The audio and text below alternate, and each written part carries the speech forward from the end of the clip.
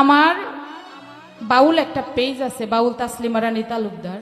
অনেক ফলোয়ার আমার এখানে আছেন। খালি গলায় গান করে থাকি, তো রেওয়াজ করি না, কোনো যন্ত্রর সাথে গান গাই না, ঘরে বইয়ে জ্ঞান জ্ঞান জ্ঞান জ্ঞান করতেই থাকি। কেউ শুনলে শুনুক, না শুনলে নাই।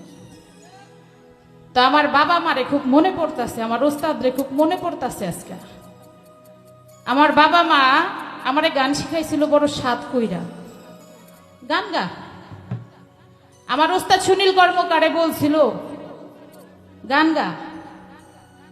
সংসার মায়ায় পইরা গানটারে দিলাম সাইরা।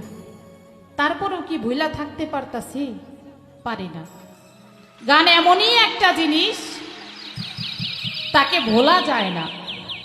অনেক কিছু ছেড়ে দেওয়া যায়, কিন্তু গানটাকে কেন জানি যে যেটা পেশা করে সেটাকে ছেড়ে দিতে কেউ পারে না। তাই আমার হাজবেন্ডে আবারও ধন্যবাদ দিব যে উনি আমাকে অনুমতি দিয়েছেন মাসে একটা কি দুইটা অনুষ্ঠান করার জন্য, এবং ইসরাফিল দাদার মাধ্যমে অনেক কৃতজ্ঞ যে 5টা বছর পরে আমি আবার গান গাওয়ার একটা অনুমতি পাইছি। ধন্যবাদ সবাইকে।